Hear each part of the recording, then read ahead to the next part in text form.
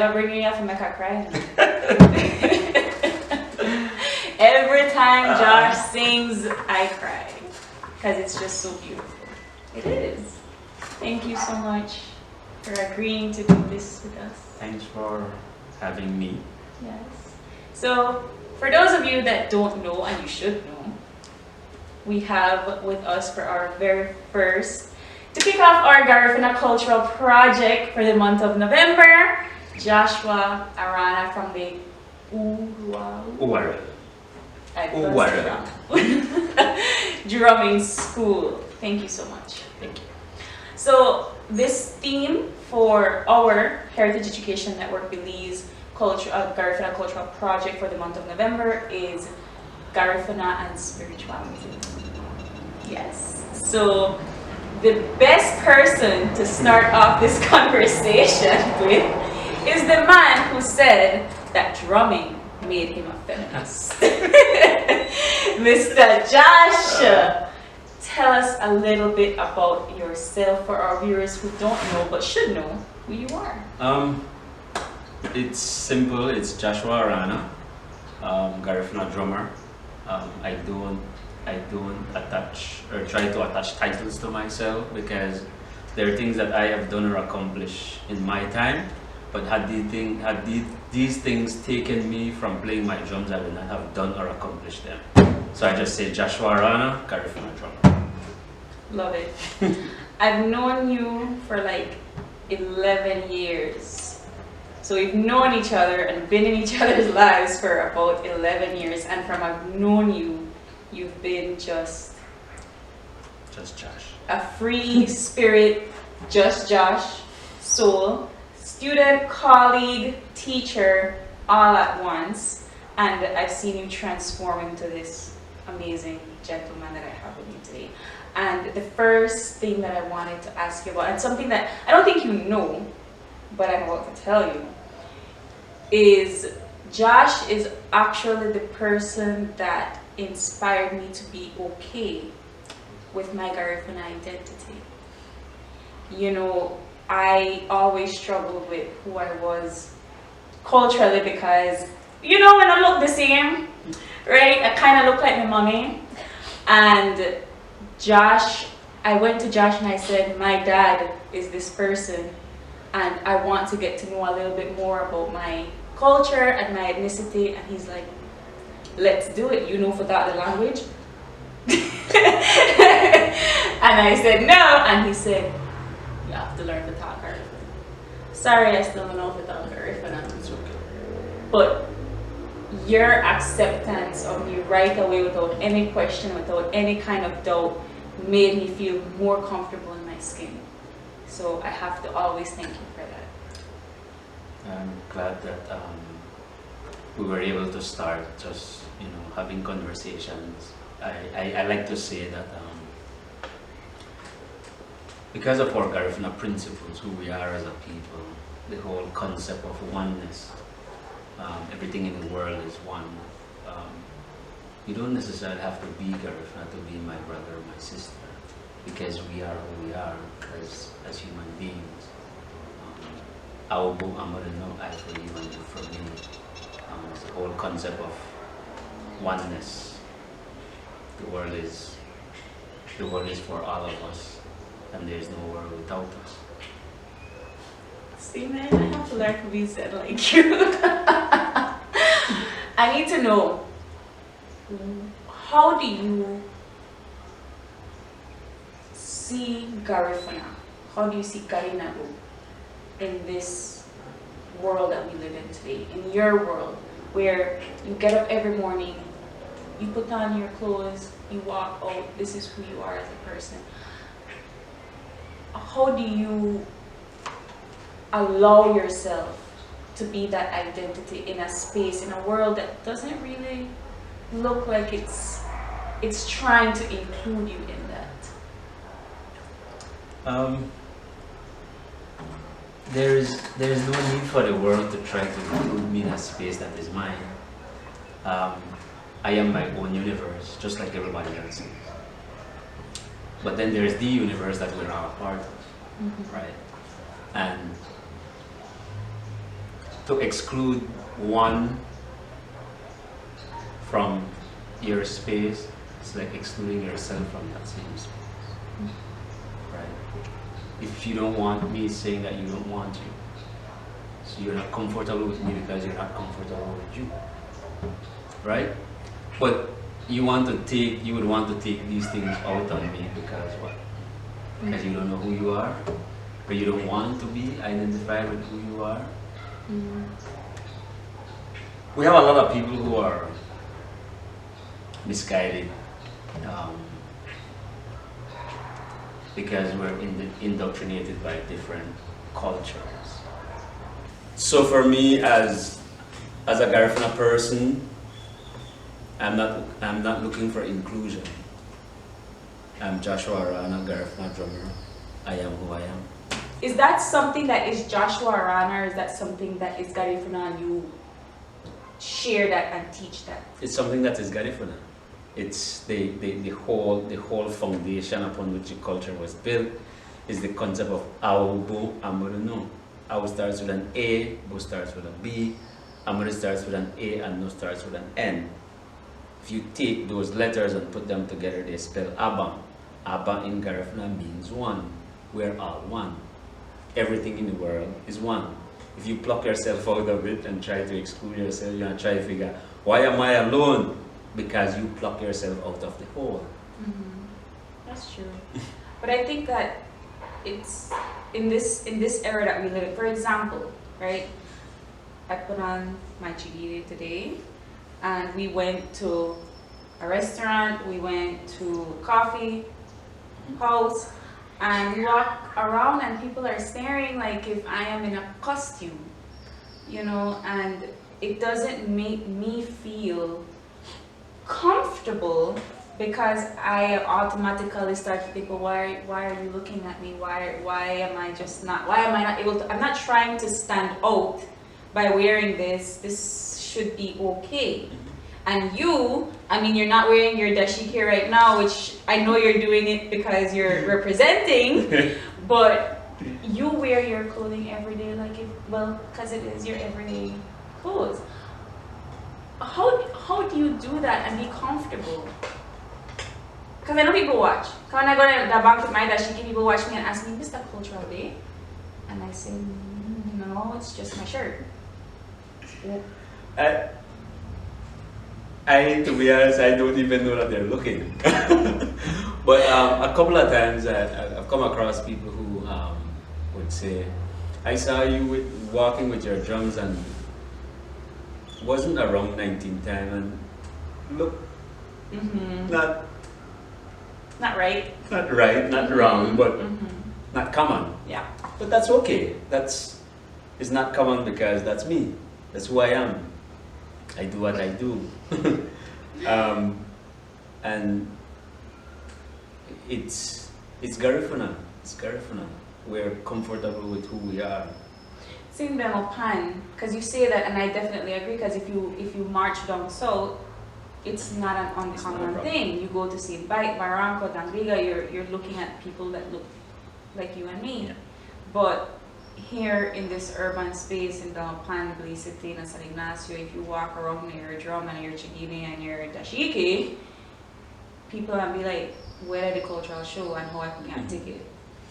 So then that brings me to wonder, are you seeing the value and the preservation of different ethnicities, not just Garifuna, but other ethnicities being something that you can only showcase for the public? You know, then how do you think that has the public looking at preserving culture? Is it that only when they can get a ticket to a show that they think about it, that they want to preserve it, that they have any kind of feelings towards it? How can we move from that? I think it's like what I said in my TED talk, where it seems as if our society have moved from our own cultural, Belizean cultural identity, and we give value to the things that cost us, right? And people start to think that value and cost are the same things. The things that cost me, I pay from my pocket. The things that have value to me is its usefulness to me. Within the Garifuna context, and what I know as the Belizean context, is that there was a lot more value in relationships, my brothers and my sisters, but it seemed as if people are putting value in things, right? And if you don't associate yourself with that outside worldview, it seems as if the things that you have is of no value, right? But the outside worldview, most of the things from the outside worldview, it just costs you. There's no value to it. The value is in the conversation that we're having, is in sitting together. That's where the values are. The fact that you could drive by and stop, say, Josh, do you need a ride? There's value to that. Even if you want to give me a ride, but you can't, but just the fact that you have it in your, I'll give you a quick story. There was one of my friends who, I met him at the bus stop. He was going to Dangriga, but he stopped and he said, "Why, Josh, I really wanted to give you a ride, but we're full." He did not give me a ride, but the intention was there. There's still value to that. Or like when I don't want to give you a ride and you refuse. And I said, you know what? He's like, I'm right there. Corner.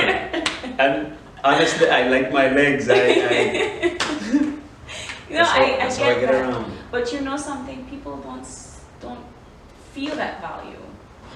How do you think that it's because we've lost our spiritual connections? I think we've lost a lot of our spiritual connections, value in each other. And we give power to people and things.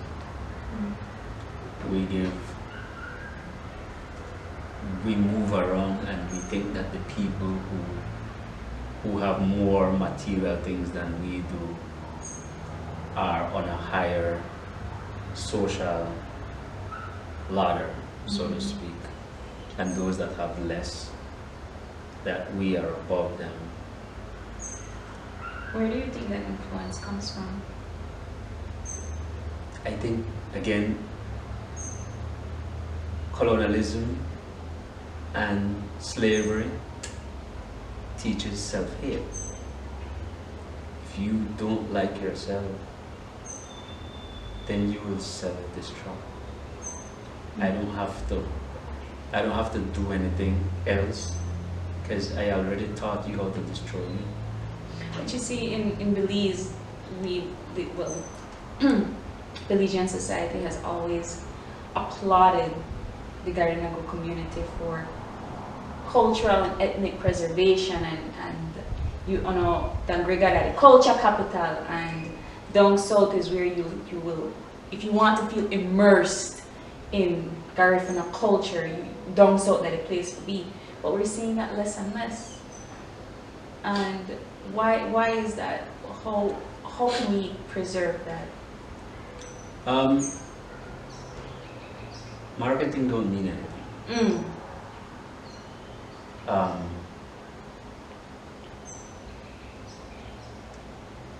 I could market you as a Garifuna drummer. Doesn't mean that you are. You just take a picture.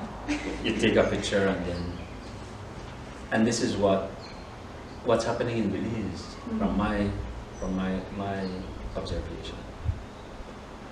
Culture capital and all of these things. If they were to put $1 in the bucket for every time they say culture capital, yeah, Dangriga would be rich. it would have been something. Absolutely. Right? And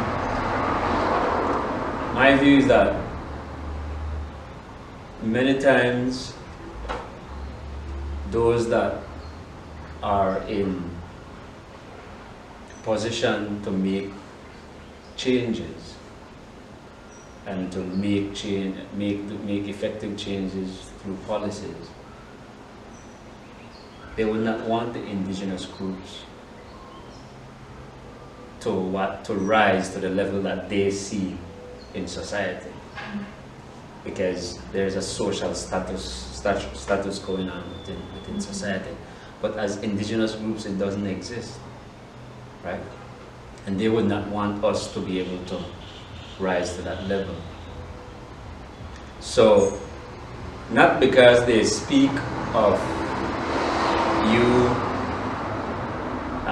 as you want to see the drummers, you go there, they want to hear your drums. Doesn't mean that they want to hear your voice.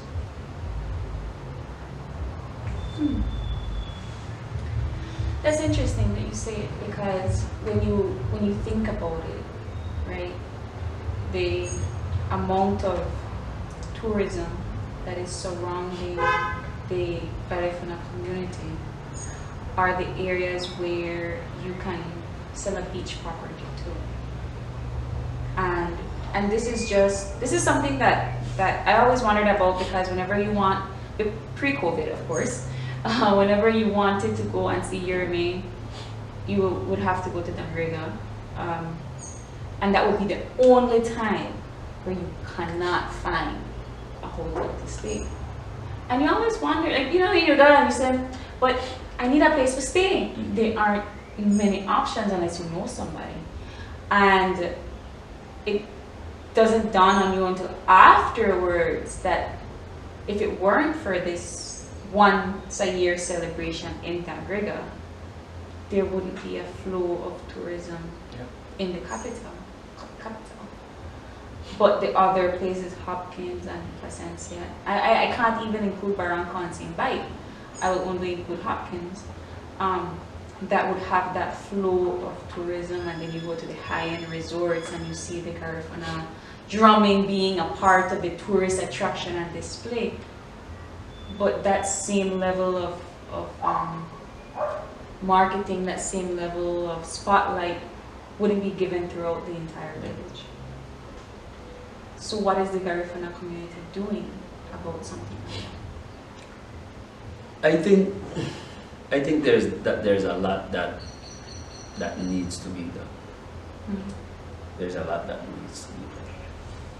Josh, how do you take all of this knowledge, all of this spiritual knowledge that comes from your culture, comes from your ethnicity, and how do you teach that into the generations that are coming so that they could value, right, your words, how they could value their own identity as Garifuna? Because I feel like it's fading. Only when I speak to you, or when I speak to Miss Emily, or Dr. Gwen, that I feel that culture being preserved. How can we bring that to the new generations that are coming, that are growing and basically being Americanized? I think platforms like these are important. The fact that we're sitting down and having this conversation adds value to our communities, to our children, to our to-be grandchildren, to be able to be proud of who we are, right? To be able to want to be identified with the things that make you who you are, your ancestors, because our culture was left for us as a legacy. We inherited our culture. And that inheritance we should be able to say, man, I want to be able to live as Garifuna. If it's Maya, I want to be able to live as Maya. If it's Creole, I want to be able to live as Creole, because somebody fought for you to be able to inherit. Right? Somebody sacrificed for you to be able to inherit. And in giving back, it's important that we learn to give back to our ancestors, because it is in giving that we receive. There is somebody that said once on a show, says that for those who don't have a way of giving back to their ancestors will be forgotten by their own children. Because you never taught them how to be grateful. So when you're gone, what will happen to you? Your children won't remember you when sitting down at a table to maybe say, you know what, let me set a drink of water for my mother, just in her memory. Doesn't necessarily mean that she will come to drink it, but it is symbolic. I remember. Just as when we go, you would go to the church and say, "This is my bread." It's not the body of Christ, but it is symbolic. That it is in remembrance and sacrifices that somebody has made for you. I'm so happy you say that, because when we think about our indigenous religions and our indigeneity and our indigenous spirituality, we often connect it to something that is foreign, to something that is even demonic and evil and not right. And we try to say, if we're going to adopt a Western religion, a Judaic religion, that is the correct one. Therefore, placing a drink of water for my mom or my grandma, that is seen as something evil, when it's not. It's supposed to be normal and a concept that you adapt as a Garifuna person. How do we keep that alive? Because traditions are about remembering, right?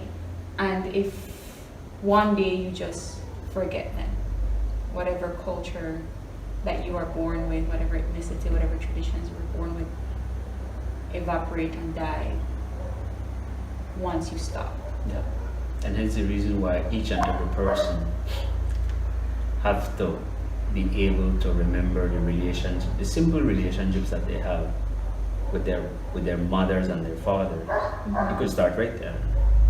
Oh, my mother is gone. But it can't be that I will cry for him or her when she's gone, and then remember their birth dates, and then have another cry, and then remember the day that they pass, and then cry again, and come together and cry again. You have to remember the sacrifice that they made for you, because you are making those same sacrifices for your children. As a matter of fact, they are helping you to raise your own children, because it is the values that they have passed on to you that you're using to raise the next generation of children. So you can't forget. And if you forget, if you remove yourself from your parents, you're removing yourself from you. So Josh, one of the things that I admire about you the most is that you teach drumming. Great. Please say the name of your school, because I don't know. Uwara means togetherness. Togetherness. Drumming school. I know you've always been a Garifuna drummer, and you've always been a Garifuna teacher, and I know that anybody that is taught by you and schooled by you basically win the battle of the drummers. Like, it really doesn't matter, except for your son, but that's not fair, because you teach your son.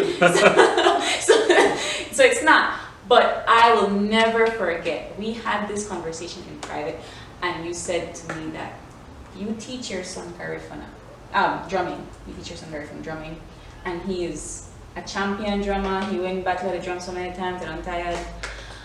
But your daughter is a natural drummer. Did you know?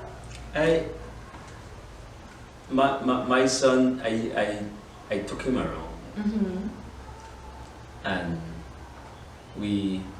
I never really taught him how to play, but I allowed him to experience what Garifuna drumming is. And one of the reasons why I did that is because I learned, I was a big basketball fan, right? So, and and I hope I don't get in trouble by saying this in the basketball world. I personally believe that Kobe Bryant is a better basketball player than Michael Jordan. Gosh, you make me get so many dislikes, man. Go ahead. I think he has a better work ethic and all of these things. Great. But he played within the context of Michael Jordan. Okay. So Michael Jordan was always greater than Kobe Bryant because he played within the context. If you saw Kobe Bryant's fadeaway, it's Michael Jordan. If you saw his shot, it's Michael Jordan. So he played within that context. That said, I did not want my son to play within my context. So I allowed him to hear me play. If he had questions about certain things, I would answer those questions, sometimes specifically, and sometimes I would just throw things at him for him to be able to think about.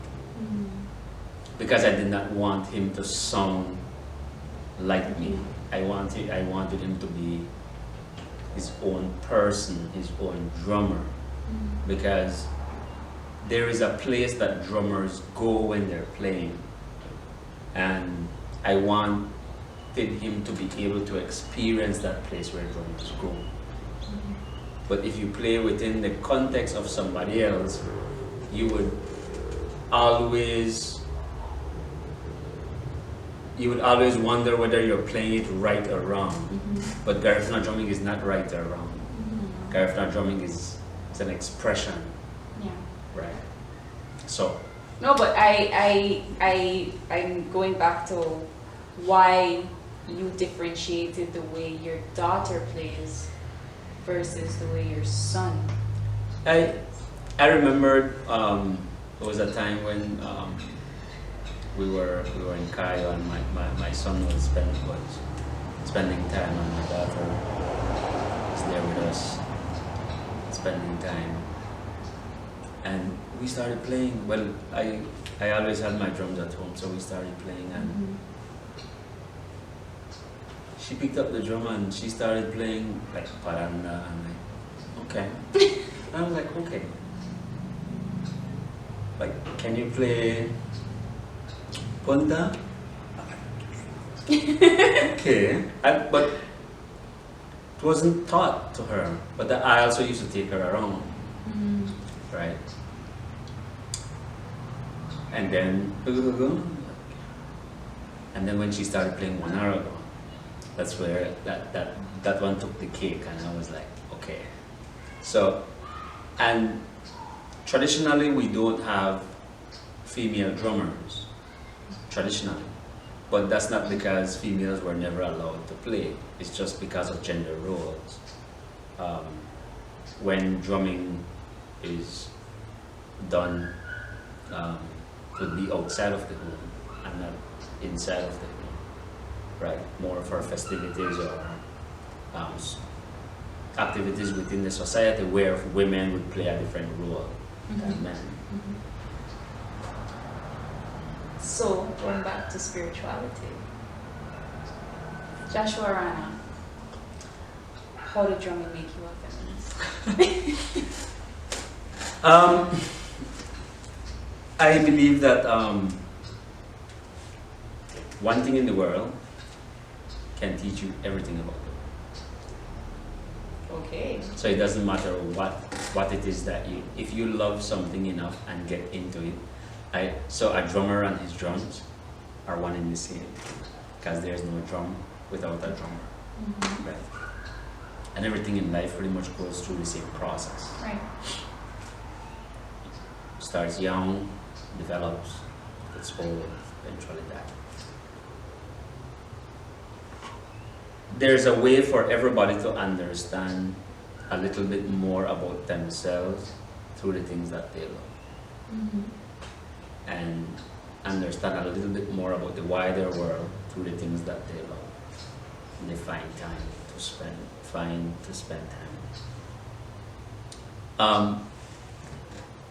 When I started playing my drum, it was just just playing. I had this talent was given to me, and I played.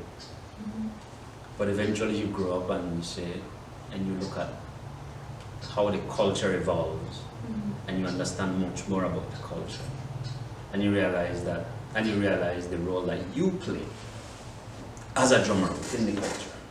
You start to grow.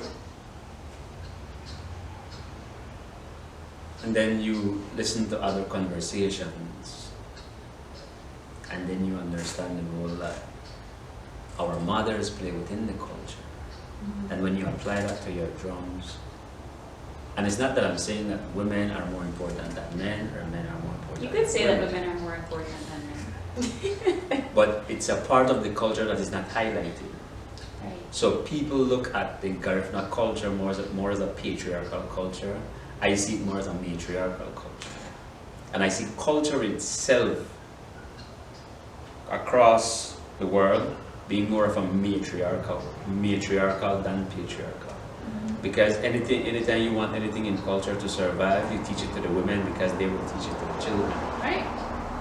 Children, especially males, would only spend time around their father after a certain age. So all of this time you would spend around your mothers, and your mother will teach you, even to prepare you to spend time with your father. I never thought about it that way. So But I see that happening.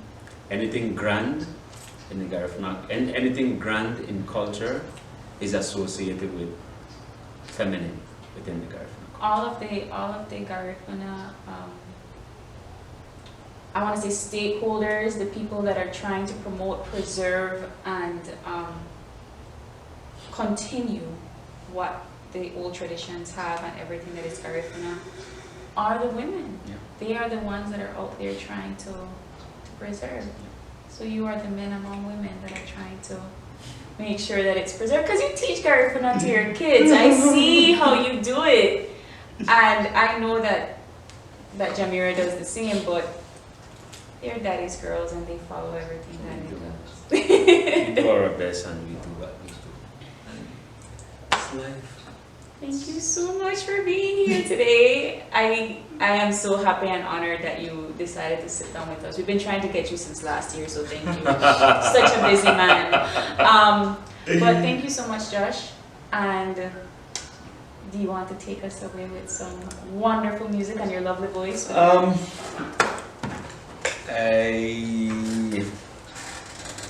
like to play Yang Lumuti Wachilun. I don't know what you said. Garina Gua. Wherever we go, we are Garifuna. Garina Gua. Yes, we are Garifuna. Yeah. Alright. Yang I'm out of the shot. Lumuti Wachilun, Garina Gua.